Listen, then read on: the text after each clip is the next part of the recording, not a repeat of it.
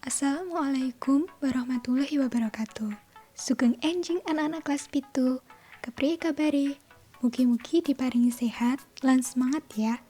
Pada kesempatan kali ini, saya akan memberikan pembelajaran daring bahasa Jawa untuk kelas 7. Materinya mengenai bab 1, yaitu wacana atau tes deskripsi, teks eksposisi, jenis-jenis kata, dan kata berimbuhan. Jangan khawatir, saya akan menjelaskan materi dengan bahasa Indonesia. Karena saya tahu beberapa dari kalian belum memahami bahasa Jawa. Sebelum memulai pembelajaran, mari kita berkenalan. Nama saya Nurul Hidayati, bisa dipanggil Bu Nurul. Saya mengajar bahasa Jawa untuk kelas 7. Mari kita belajar. Kalian baca teksnya dan simak penjelasan saya ya.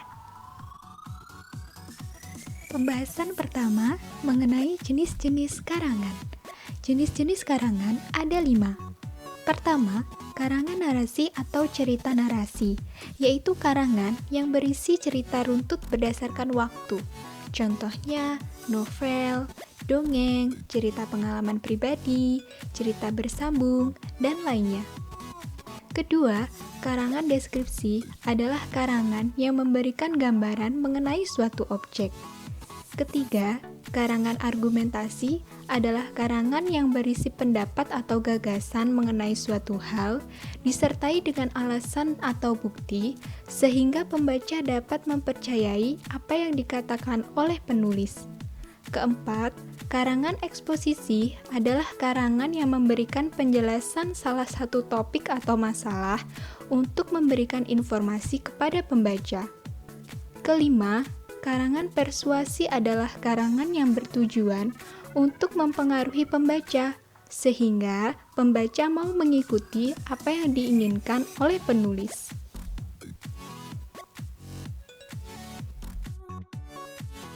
Nah, ini adalah pembahasan mengenai topik utama kita, yaitu teks deskripsi. Teks deskripsi atau karangan deskripsi adalah wacana yang menggambarkan suatu objek secara jelas, sehingga objek tersebut seolah-olah ada di depan orang yang membaca dan bisa dirasakan. Gambaran yang dimaksud bisa mengenai orang, tempat, hewan, peristiwa, barang, dan lain sebagainya. Inilah contoh karangan atau teks deskripsi. Judulnya Museum Diponegoro. Museum ini berada di Magelang, tepat di Jalan Diponegoro nomor 1. Gedungnya berada di sebelah kiri Pendapa Karisidenan Kedu yang dibangun pada tahun 1810. Di sini, dahulu Pangeran Diponegoro tertipu oleh Belanda. Di museum ini tersimpan meja kursi hasil guratan kuku Pangeran Diponegoro, baju yang berukuran 1,57 meter, dan tempat tidur yang berukuran 1,35 meter, terbuat dari kain santung. Ada juga kitab tahrib, rumah ibadah, dan 7 cangkir yang beraneka macam warnanya. Berdasarkan bacaan tersebut, kalian sudah pasti terbayang bagaimana wujud dan letak Museum Diponegoro. Begitulah maksud teks deskripsi, yaitu membuat pembaca seolah-olah berada di tempat tersebut. Hal-hal yang harus diperhatikan ketika menulis teks deskripsi ada 5. 1. Menentukan suatu objek yang akan ditulis. 2. Mengumpulkan keterangan yang jelas tentang objek yang akan ditulis. 3. Mencatat bagian-bagian yang penting. 4. Menulis hasil keterangan tentang objek tersebut secara urut, jelas, dan menggunakan kata-kata yang tepat. 5.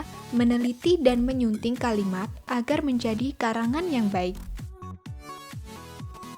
Pembahasan yang kedua yaitu teks eksposisi.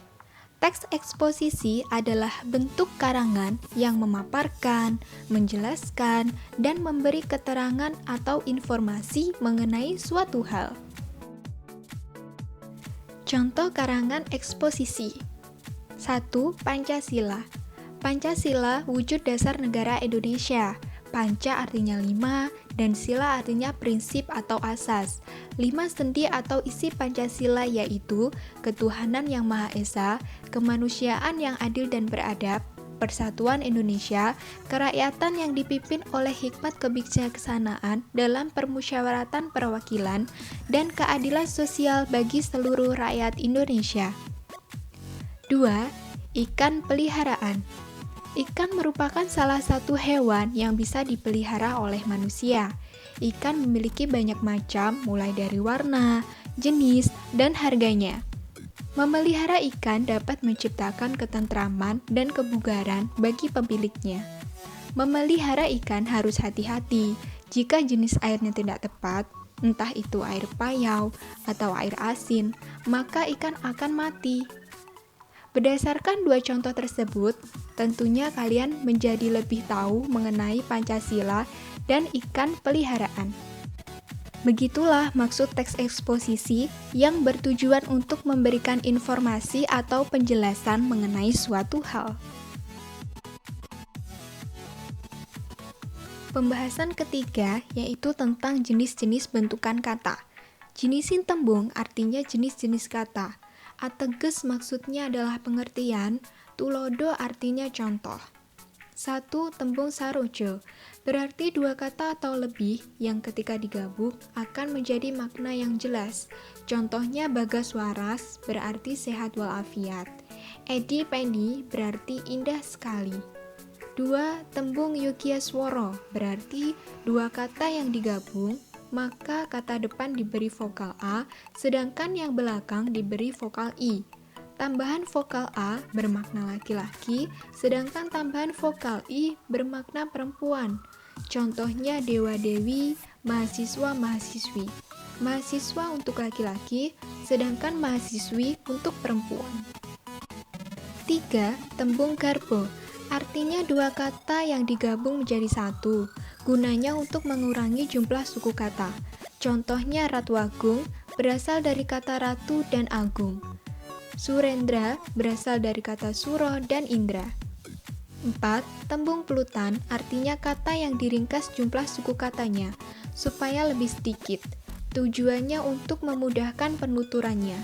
Contoh, awor menjadi wor artinya campur.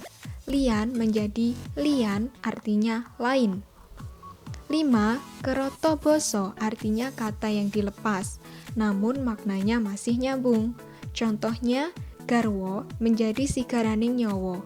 Arti garwo adalah suami atau istri. Sigaraning nyowo artinya belahan jiwa. Katok menjadi diangkat sitok-sitok. Katok artinya celana pendek yang dipakai sehari-hari. 6. Ruro boso berarti bahasa yang sudah rusak, namun jika dibenarkan malah akan semakin rusak. Contohnya, menek klopo. Menek artinya memanjat, klopo artinya kelapa. Maksud dari menek klopo adalah memanjat pohon kelapa. Mangan awan, mangan artinya makan, awan artinya siang. Maksud dari mangan awan adalah makan di siang hari. Jenis-jenis kata menurut wujudnya dibagi menjadi 4. 1. Tembung lingga atau tembung linggo, yaitu kata yang masih utuh dan belum mendapat imbuhan apapun. Contohnya gong, wajan, tuku itu maksudnya beli, dan lain sebagainya. 2. Tembung andahan atau kata andahan, yaitu kata yang sudah diberi imbuhan. Contohnya, tinulis artinya ditulis atau menulis, mulang artinya mengajar, nyapu artinya menyapu, dan lain sebagainya. 3. Tembung rangkep, yaitu kata yang sudah dirangkap. Tembung ini memiliki 3 jenis. Yang pertama, tembung rangkep dwi purwo, yaitu kata asli yang digabung menjadi satu dan diberi imbuhan. Contohnya gegaman berasal dari kata gaman atau senjata. Bebungah berasal dari kata bunga artinya senang. 2. Tembung rangkep dwilinggo, yaitu kata asli yang digabung menjadi satu. Tembung ini dibagi menjadi 3 macam. Pertama, dwilinggo wutuh artinya kata asli yang dirangkap tanpa diubah. Contohnya, takon-takon, artinya bertanya-tanya. Pinter-pinter, artinya pintar. Kedua, dwilinggo salin swara, yaitu kata asli yang dirangkap dan diubah vokalnya. Contohnya, meloya melayu, berarti lari-lari. Nolah-noleh berarti menoleh. Ketiga, dwilinggo semu, yaitu kata gabung yang maknanya sudah pasti. Contohnya, kupu-kupu, undur-undur. Undur-undur itu adalah salah satu jenis hewan yang berada di tanah. Dan yang keempat, ini jenis yang terakhir, yaitu tembung camboran, yaitu kata yang digabung suku katanya menjadi satu kata yang memiliki arti. Kata ini memiliki dua jenis, yaitu satu, camboran wutuh, yaitu tembung camboran yang berasal dari kata-kata yang masih utuh. Contohnya, gantung siwur, artinya nenek moyang. Nagasari, artinya jajanan pasar yang berisi pisang dan tepung ketan. 2. Camboran tugel. Tugel itu maksudnya patah, yaitu tembung camboran yang berasal dari kata yang masih utuh dan kata yang dipendekkan. Contohnya, lunglit, berasal dari kata balung dan kulit, artinya badan yang kurus kering. Balung itu tulang dan kulit itu kulit. Dubang berasal dari kata idu abang, artinya ludah merah dari orang yang memakan sirih. Pembahasan keempat ialah ater-ater anuswara atau imbuhan suara hidung. 1. Kiryo tanduk, yaitu kata yang memperoleh imbuhan. Contohnya, nyapu berasal dari suku kata ny dan sapu. Wujudake berasal dari suku kata m ditambah wujud, ditambah ake, artinya mewujudkan. Nguntungake berasal dari suku kata ng, ditambah untung, ditambah ake, yang berarti menguntungkan. Delok berasal dari suku kata n, ditambah delok, artinya melihat. 2. Luluh, maksudnya lebur.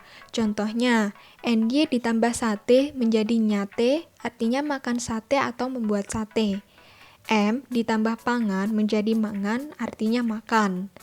NG ditambah kirim menjadi ngirim atau mengirim. N ditambah tangis menjadi nangis, artinya menangis. 3. Ora luluh, artinya tidak lebur. Contohnya, NY ditambah jiwit menjadi njiwit, artinya mencubit. M ditambah bakar menjadi membakar, artinya membakar. NG ditambah goreng menjadi nggoreng, artinya menggoreng.